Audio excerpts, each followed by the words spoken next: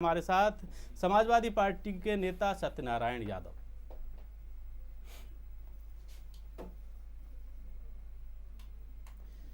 और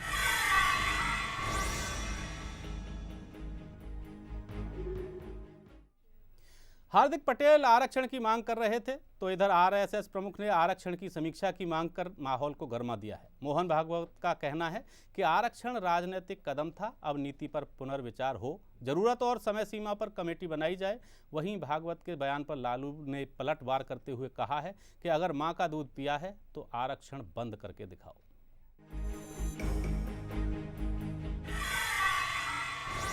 क्या आरक्षण पाने वाली जाति शासक वर्ग का हिस्सा बन गई है? क्या गरीबी की कोई जाति नहीं होती? क्या आरक्षण हटने से देश आगे बढ़ेगा? क्या आरक्षण राजनीतिक कदम था?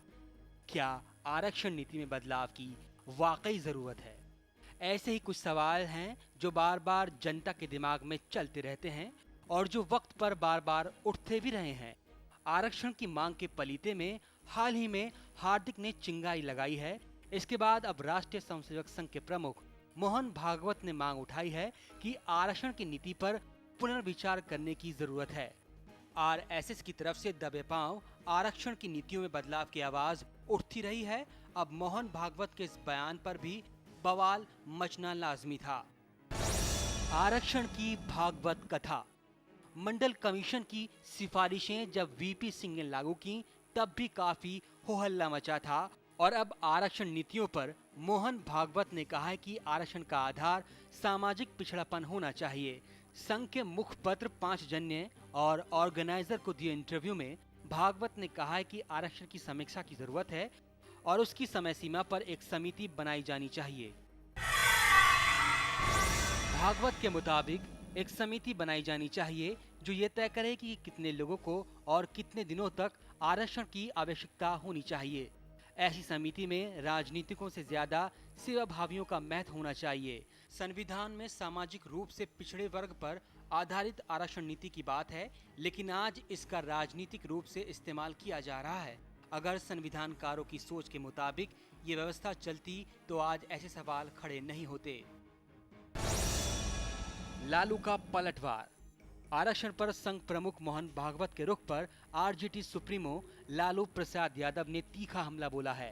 ट्विटर पर उन्होंने लिखा है कि आरएसएस और बीजेपी आरक्षण खत्म करने का कितना भी सुनियोजित माहौल बनाए, देश के 80% दलित और पिछड़े उनका मुंह तोड़ जवाब देंगे। लालू ने आगे उन्हें चुनौती देते हुए लिखा कि वो आरक्षण खत्म करने की बात कहते हैं, हम इसे आबादी के अनुपात में बढ़ाएंगे। अगर किसी ने मां का दूध पिया है तो आरक्षण खत्म करके दिखाए। भागवत के इस बयान के बाद विपक्षियों ने हमले भले ही तेज कर दिए हों, लेकिन आरक्षण की आग कैसे बुझे और आरक्षण की जंजीरों से कैसे आजादी मिले, इस पर गंभीर बहस करने की वाकई जरूरत है। Report A to Z news. और फिलहाल आरएसएस प्रमुख मोहन भागवत ने कहा है कि एक समिति बनाई जानी चाहिए जो आरक्षण कब तक मिले, किसको मिले और क्या इसकी वास्तव में ज़रूरत है, इस पर विचार करे और तय करे कि वास्तव में किसको ज़रूरत है। और फिलहाल इसी बात पर चर्चा के लिए आरक्षण विरोधी आंदोलन के अध्यक्ष यूएस राणा हमारे साथ हैं, उनसे बात करेंगे। यूएस राणा साहब, आप पहले से भी आरक्षण का विरोध करते रहे हैं और कहीं ना कहीं अब मोहन भागवत जी जो कि आरएसएस के प्रमुख हैं, उन्होंने भी कहा है कि इस आरक्षण पर पुनर्विचार होना चाहिए, एक समिति बनाई जानी चाहिए और उन्होंने तो यहाँ तक कहा है कि राजनीतिक लोगों को उस समिति में रखने के बजाय सामाजिक क्षेत्र से जो लोग आते हैं उन्हें उस समिति में रखा जाना चाहिए। वीरेंद्र जी, जब हार्दिक पटेल का इशू बहुत जोरों पे था उस समय मैं आपके बहस इस चैनल पर आया था जी, और मेरी आखिरी लाइन यही थी। मैंने यही कहा था कि अब वक्त आ गया है कि आरक्षण की पुनर्समीक्षा होनी चाहिए जी, क्योंकि इसको ये मैं आज के बयान का, मोहन भागवत जी के बयान का पूर्ण समर्थन करता हूं, क्योंकि आज जरूरत ये है कि इसको पुनर्परिभाषित होना चाहिए। क्योंकि जिस तरह से इसको राजनीतिक साजिश बना करके इस देश में एक माहौल बनाया जाता है वोट बैंक के लिए, वो बड़ा ही घातक है। जी। लेकिन मैं मोहन भागवत जी के इस बयान का तो स्वागत करता हूं, लेकिन 1 महीने पहले, लगभग 1 या 2 महीने पहले की बात है, इन्होंने ही एक किताब का विमोचन करते समय कहा था कि आरक्षण 100 साल तक होना चाहिए जी। तो समझ में ये नहीं आता कि ये जो कह रहे हैं इसका क्या अर्थ है। कहीं ऐसा तो नहीं कि कहीं चुनावी माहौल बनाने के लिए कोई जुमलेबाजी हो रही हो। चलिए चुनावी जी ऐसा बोलेंगे, इस पर डटे रहेंगे या नहीं डटे रहेंगे? विनोद शर्मा जी, आप हिंदू सेना के अध्यक्ष हैं, आपसे जानना चाहेंगे इस बयान के क्या मायने हैं? मेरे हिसाब से इस बयान के मामले साफ तौर पर बिहार चुनाव है जी। कैसे? क्योंकि बिहार चुनाव आ गए, दिल्ली में इन्होंने देख ही लिया है, और अभी फिलहाल में हार्दिक पटेल ने जो आरक्षण के लिए इतने जोर शोर से रैलियां कर रहे हैं, अगर पटेल समाज जो इस टाइम गुजरात में सबसे अच्छी पॉजिटिविटी और हर चीज मजबूत स्थिति है जी, तो उन्हें जो है जब वो आरक्षण का मांग करते हैं तो ऐसा लगता है जैसे अब लोग आरक्षण ना BMW और OD में मांगने आया करेंगे जी।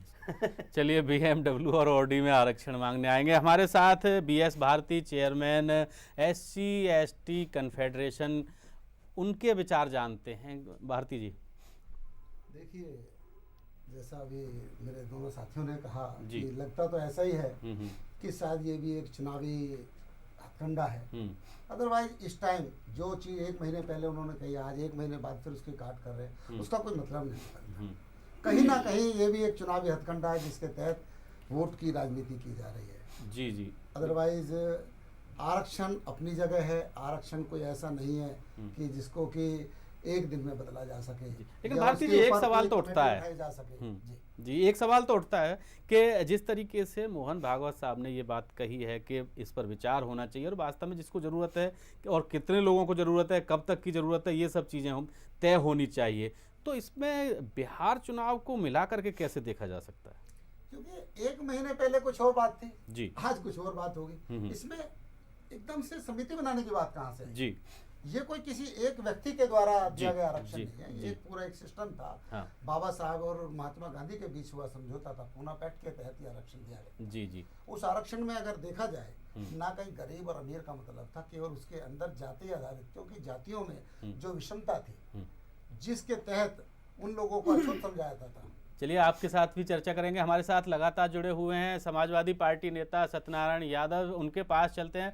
सत्यनारायण जी, जिस तरीके से RSS प्रमुख मोहन भागवत जी ने कहा है कि आरक्षण पर पुनर्विचार होना चाहिए, एक समिति बनाई जानी चाहिए और जो ज़रूरतें हैं वास्तव में वो तय होनी चाहिए, क्या कहेंगे? मैं कहना चाहता हूं जी कि मोहन भागवत जी आज ये बताएं कि RSS का जब से गठन हुआ है आज तक RSS का प्रमुख किसी ब्राह्मण के सिवा दूसरे वर्ग के व्यक्ति को क्यों नहीं बनाया गया? क्या ये बाप की बपौती है? और इसी के आधार पर वो जो है इसको समाप्त करना चाहते हैं पूरे देश में। ये बिल्कुल गलत है और इस पर कोई समिति नहीं बननी चाहिए और इस पे कोई योजना नहीं बननी चाहिए। आज भारतीय संविधान में न्यायपालिका में जब जजों की नियुक्ति की बात आती है तो वहां भी OBC और SC ST के लोगों को इग्नोर कर दिया जाता है। जब विश्वविद्यालय में स्टूडेंटों की एडमिशन की बात आती है वहां भी जगह को रिक्त कर दिया जाता है, क्योंकि ये व्यवस्था है कि अगर इस साल नहीं भरा गया। लेकिन सत्यनारायण जी, ये RSS नहीं करता है। RSS तो सामाजिक संगठन है, ये तो आप व्यवस्था की और सरकार की बात कर रहे हैं। RSS की कहाँ गलती है इसमें? RSS और अभी BJP की सरकार या NDA की सरकार तो अभी आई है, उससे पहले कांग्रेस की सरकार काम करता है। बीजेपी का बाप संगठन है, उसे आप सामाजिक संगठन नहीं कह सकते, उसे आप एक राजनीतिक संगठन कह सकते हैं। वो कैसे? मैं बात कर सकता हूँ? चलिए इस पूरे मामले पर कांग्रेस नेता टॉम एडक्कन ने क्या कहा वो भी सुन लेते हैं। मोहन भागवत और प्रधानमंत्री दोनों विचित्र प्राणी तो नहीं कहूँगा, पार्टी इनका दोनों का एक है।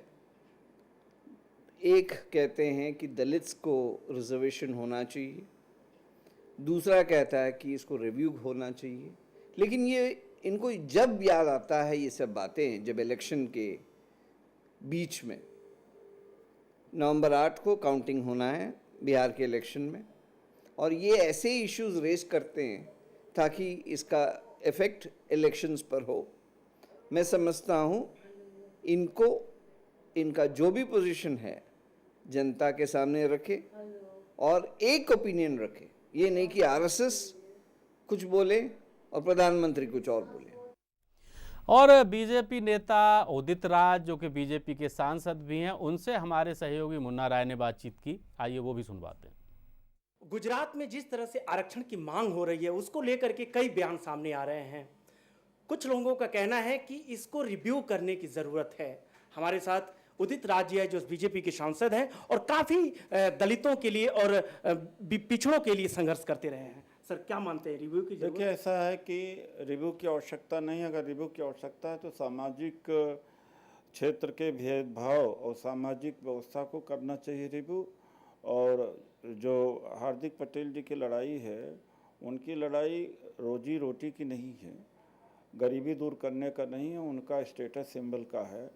और चूँकि उन्हीं की जाति के लोग बहुत ज़्यादा विकास कर चुके हैं, कुछ लोग छूट गए हैं, तो उनकी जब तुलना करते हैं तो उसमें निराशा होती है। तो निराशा इस रूप में प्रकट हो रही है। एक बात, दूसरी बात है कि रिजर्वेशन गरीबी दूर करने का उपाय नहीं। गरीबी दूर करने के उपाय के लिए सरकार पूरी लगी रहती, साल भर पूरी लगी रहती, 24/7 और सैकड़ों स्कीमें हैं। तो उन स्कीमों को का इस्तेमाल करें, लाभ लें, उससे गरीबी दूर होगी। और जहाँ तक आरक्षण की बात है, यहाँ पर कुछ सीमित क्षेत्र में दलितों, आदिवासियों और पिछड़ों को भागीदारी देने की बात है शासन प्रशासन में। और उनके लिए भी भागीदारी का है, ना कि गरीबी दूर करने का मूल रूप से। जी, तो क्या आप मानते हैं कि रिजर्वेशन जो है सामाजिक समरसता के लिए बना था? बिल्कुल, सामाजिक समरसता ने रिजर्वेशन बना है, सामाजिक भागीदारी के लिए बना हुआ है। सभी लोगों की भागीदारी शासन प्रशासन में होना चाहिए। सर, इस तरह से काफ़ी डिबेट की बात आ रही है, हर लोग अपने तरीके से इसको देख रहे हैं, उसमें आपका क्या मानना है कि जिस तरह से बयान आ रहे हैं उसमें क्या कहना है आपका? बयान आ रहे हैं, अगर रिजर्वेशन दलित छोड़ भी देते हैं तो भी देश की अनएम्प्लॉयमेंट की समस्या 5% भी दूर नहीं हो सकती। लेकिन देश को नुकसान दूसरे तरफ ज़्यादा हो जाएगा कि ये फिर से गुलाम बना दिए जाएंगे। देश में आंतरिक कलह बढ़ेगा। जैसे पहले देश गुलाम था, जब जातियों में बटा था, लोग अपने आप को भारत से नहीं चिन्हित करते थे, जाति से चिन्हित करते थे, उसी स्थिति में हो जाएगा। तो सर, ये सुप्रीम कोर्ट का जो आदेश है कि 50% से अधिक आरक्षण नहीं होना चाहिए, और जिस तरह से डिमांड्स बढ़ते जा रहे हैं उससे ऐसा नहीं है कि कहीं ना कहीं? देखिए, ऐसा है कि संसद सबसे बड़ी मंदिर है कानून की, सुप्रीम कोर्ट नहीं।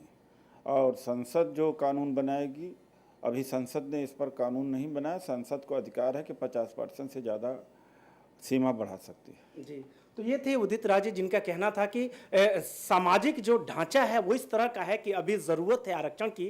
और क्योंकि कुछ ऐसे भी लोग हैं, दलित, कुचले, उस टाइप के लोग जिनको आगे आने की ज़रूरत है। और अगर इस तरह की परिचर्चाएँ हो रही हैं तो ये दुखद है। अभी आरक्षण की ज़रूरत फिलहाल है। कैमरामैन दिनेश के साथ मुन्ना राय, A to Z news, Delhi. और फिलहाल वक्त है एक छोटे से ब्रेक का। ब्रेक के बाद भी हमारे इस खास कार्यक्रम में आरक्षण के मुद्दे पर चर्चा जारी रहेगी।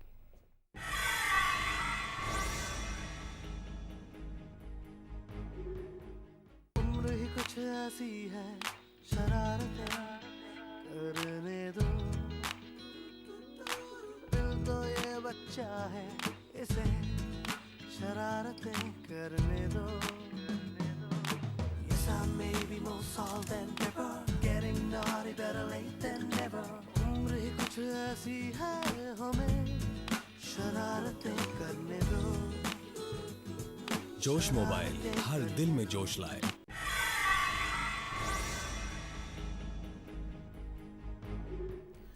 ब्रेक के बाद आपका फिर से स्वागत है और लगातार हमारे इस खास कार्यक्रम में चर्चा जारी है आरक्षण के मुद्दे पर। आरएसएस प्रमुख मोहन भागवत ने कहा है कि आरक्षण के मामले में पुनर्विचार होना चाहिए। इसके लिए एक समिति बनाई जानी चाहिए जो ये तय करे कि क्या वास्तव में कितने लोगों को आरक्षण की ज़रूरत है और कितने लंबे समय तक उन्हें आरक्षण मिलना चाहिए।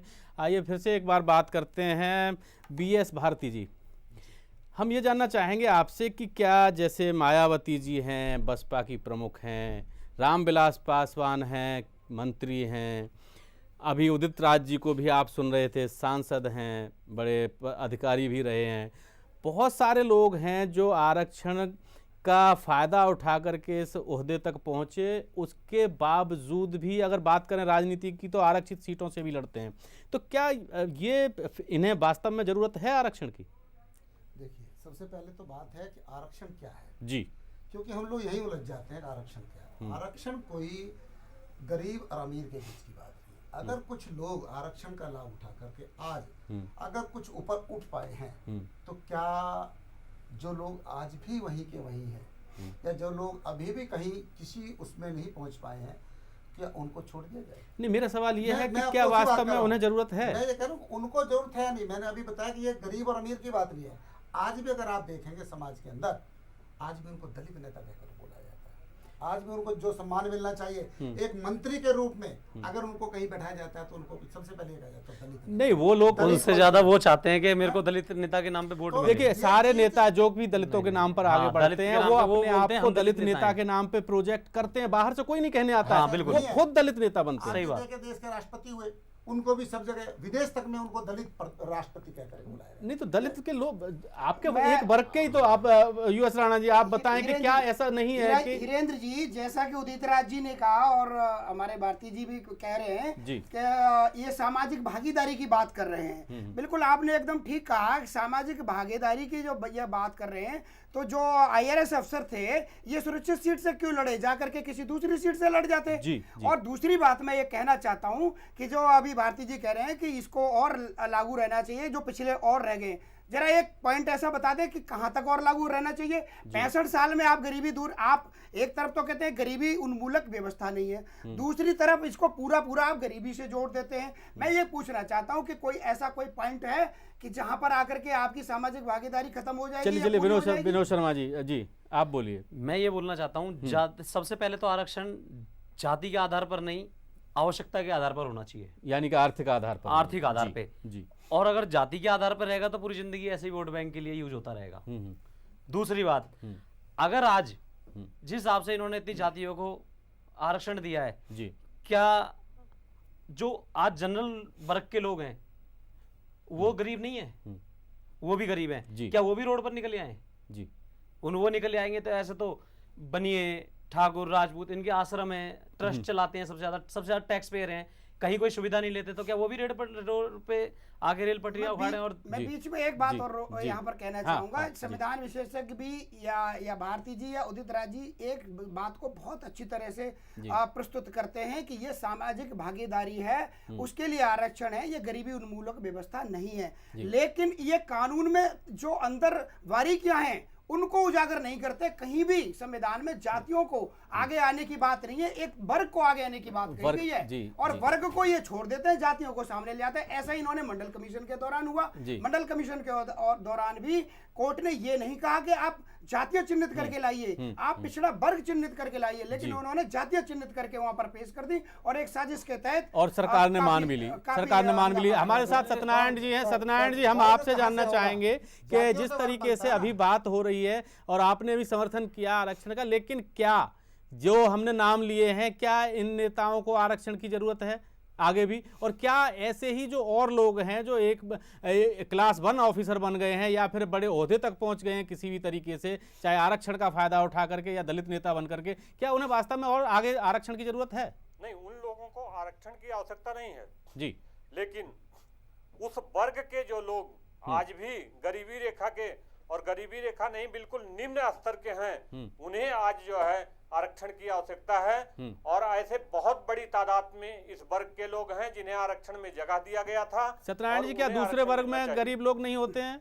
उन्हें मिलना चाहिए या नहीं? अब वर्ग की बात हर गरीबी पे आ वर्ग गई में है। गरीब लोग हैं, जी, लेकिन उन्हें जिस आरक्षण तरह मिलना से चाहिए या नहीं? OBC का और SC ST का आरक्षण लागू होने के बाद हम्म, और उसे जो है लागू होने के बावजूद भी उसे अमल में नहीं लाया गया और लोगों जी। को आज भी दबाया गया। जो आरक्षित वर्ग के लोग, चाहे आप विधानसभा में देख लीजिए, लोकसभा में देख लीजिए, यहाँ तो मान लीजिए कि जरूरी हो गया क्योंकि चुनाव आयोग ने सख्ती से इसको पालन करवा दिया। जी। लेकिन आप दिल्ली विश्वविद्यालय को उठा लीजिए या देश की किसी भी विश्वविद्यालय को उठा लीजिए, वहाँ आरक्षित बच्चों के कोटे जो हैं उन्हें भरा ही नहीं जाता। इसी तरह से सुप्रीम कोर्ट और लेकिन ऐसा कोई मामला आया है कि आपकी नजर में जब किसी को एडमिशन देने से मना कर दिया गया हो? जी, क्या ऐसा कोई वाकया आपकी नजर में आया है जब किसी को एडमिशन देने से मना कर दिया गया हो? ऐसे बहुत से मामले होते हैं जिन्हें जो है मना भी कर दिया जाता है और उन्हें ये इग्नोर कर दिया जाता है कि आप जो है योग्य नहीं है, पात्र नहीं है, और बाद में SC ST और OBC की ये जो उत्तर सीटें प्रदेश में होती होता हैं, है, कानूनी अधिकार है, उत्तर प्रदेश वाले लोग करते हैं सर, ये गलत है। ऐसे कई वाकये जो है हैं, जनरल उत्तर प्रदेश में जाता है, जाति के आधार पर ऐसी नहीं विद्यालयों में है। आरक्षण का कोटा पूरा हो गया, उसके बाद भी आरक्षण दिया जाए, क्लियरेंस दी जाए ऐसे उसको। कई एक बार आरक्षण देना तो हर क्लियरेंस साल देनी का जो चाहिए। कोटा है, दिल्ली के हर अस्पताल साल में का आप जो देख आरक्षण लीजिए का कोटा है उसे कभी भी विश्वविद्यालयों में भरा नहीं जा रहा है, उसे डंप कर दिया जाता है और अगली 2 साल 3 साल के बाद सर, उत्तर उसे प्रदेश जो से है बाहर जनरल निकल के कैटेगरी देखिए में आप। करके उसे जो है जनरल लोगों को दे दिया जाता है। उत्तर प्रदेश बिहार से बाहर निकल के जी, जी, देखिए, जी, और भारती जी। भी भारत है। चलिए भारती जी आप मैं बोलिए। कहना चाहता हूँ आरक्षण पूरा करने की बात है। जी। कौन सी जुडिशरी में आरक्षण है? अगर आज देखा जाए हिंदुस्तान के सुप्रीम कोर्ट में कितने जज हैं जो SC ST OBC के हैं? सब एक भी नहीं। अगर आप देखेंगे हाई कोर्ट्स में तो वहां पर भी परसेंटेज 1-2% के बराबर है। जी। आप देखिए हायर आपकी ब्यूरोक्रेसी के अंदर कोई सेक्रेटरी आज की तारीख में एक भी सेक्रेटरी SC ST OBC से बात कर रही है, तो शायद कोई भी एडिशनल सेक्रेटरी औपचारिकताएं पूरी नहीं करते नहीं, होंगे। नहीं सर, उनको जानबूझकर उस पद तक जाने से रोका जाता है। आज भी मानसिकता ठीक नहीं है। नहीं, ये अगर गलत है। मानसिकता ठीक ये हो, गलत है। तो आज भी क्या नहीं, अगर जाति के आधार पर आरक्षण तो मिला है तो अभी तक तो हमारे देश में कोई गरीब बचना ही नहीं चाहिए था। नहीं बन सकता। लेकिन आप देखिए अगर आप बात करेंगे तो उनकी CR खराब की जाती है। अभी पिछले दिनों एक वो आया कि काफी जांचने में अगर आप देखेंगे कहीं पर भी तो वहां पर पूरी तरह से SC ST और OBC के लोगों को इग्नोर किया भारती जाता है। जी, अगर इंटरव्यूज के अंदर जातवाद उनको- के ऊपर आरक्षण होता तो अब तक देश से गरीबी खत्म हो जानी चाहिए थी। इतने सालों से आप जो ये कर रहे हैं। नंबर 200 के 190 और 180 जनरल कास्ट के लोगों के आते हैं, वहां पर SC ST और OBC के लोगों के 60 70 नंबर देकर जनरल कास्ट के लोग भीख भी मांगते हैं मंदिर के सामने बैठ के, ऐसा नहीं है। लेकिन वो आके रोड पे खड़े इनका होकर कहना पटरियां नहीं है, फाड़ते। भारती जी का कहना है, आरक्षण का मतलब है कि भागीदारी। विनोद शर्मा जी, आरक्षण भारती जी का ये कहना है कि जो SC ST के लोग हैं उन्हें जानबूझकर जो दूसरे लोग होते हैं वो ये पढ़ने गलत नहीं है, देते। ये गलत बिल्कुल है। ऐसा अगर होता है। ऐसा होता तो उदित राज जी सांसद नहीं बनते आज जी।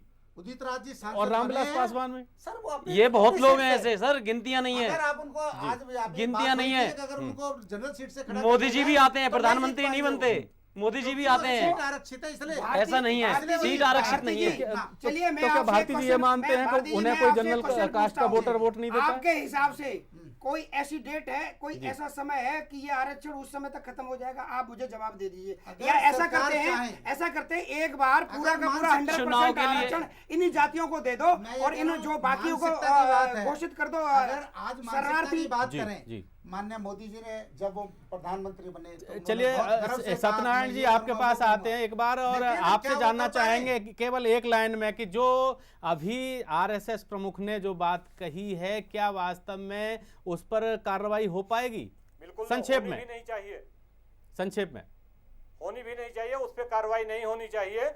और उस पर कार्रवाई करने का मतलब यह है कि आरक्षण पाने वाले लोगों को पूरी तरह से उन्हें नेस्तनाबूद कर देना, पुनः उन्हें गुलाम बना देना। और जो लोग आरक्षण के कोटे में गरीबी रेखा के सर, नाम पर गुलाम। जो है पुनः सर, आप उन्हें- गुलाम बोल रहे हैं, गुलाम कोई नहीं आज के चलिए लिए। सत्यनारायण जी आपका सत्यनारायण बहुत जी, बहुत धन्यवाद हमारे साथ जुड़ने के उत्तर लिए। प्रदेश में और 86 में से 54 हमारे सीट यादव ले जाते इस हैं। खास कार्यक्रम हमारी A to Z न्यूज़ की इस खास पेशकश में आप सब लोगों ने चर्चा में भाग लिया। US राणा जी, विनोद शर्मा जी, भारती जी, आप सब लोगों का बहुत बहुत धन्यवाद। और हमारी आज की इस खास पेशकश में बस इतना ही। आप बने रहिए A to Z न्यूज़ के साथ। नमस्कार।